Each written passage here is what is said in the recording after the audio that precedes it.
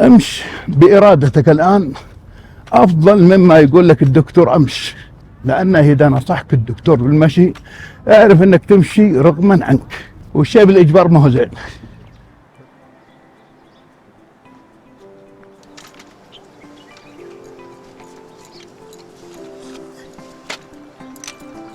أحمد يحيى العسيري، الملقب بالرحال الأعرج، مصاب بشلل الأطفال في الرجل اليمنى كاملة، توقف النمو، قصر 5 سنتي، ضمور في العضلات.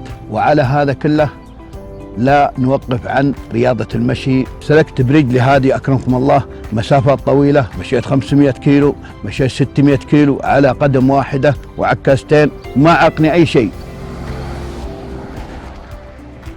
بعض الأحيان أمشي 10 كيلو، لكن بعض الأحيان أمشي في الأسبوع يعني أمشي 20 كيلو زي كذا، أخذ لفة طويلة أمشي بها من العصر ما خلص إلا العشاء. يمكن ما في صحيح ما يقدر يمشي إلا الكسلان، جن عليها أنا أقول بالموت البطيء صراحة. ولا المشي ما حد ما يقدر يمشي، كلنا يقدر يمشي. أي واحد عنده قدرة في المشي، خاصة نتكلم عن الصحة والعافية، يعني أموره الصحية كويسة، يمشي لا يجلس، الأفضل من نص ساعة فوق. لأن الاستمرار على المشي يخليك الساعة والنص ساعة دي ما تشوفها شيء، تحس انك مقصر في المشي فتحب انك تمشي اكثر.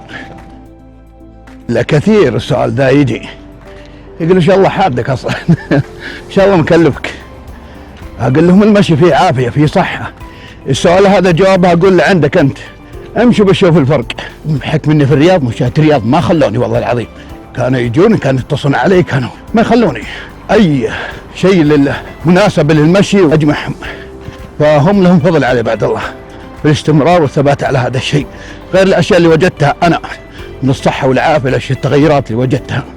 والله العظيم بعد المشي زانت الامور، النفسيه زانت، اكتئاب ما عاد فيه، الذهن صفى، نفسيتك تصير جميله، ابتسامتك ما تفارق محياك، يعني اشياء جميله. حنا ان حكينا عن المشي ما نقدر نجيب فوائد المشي كلها.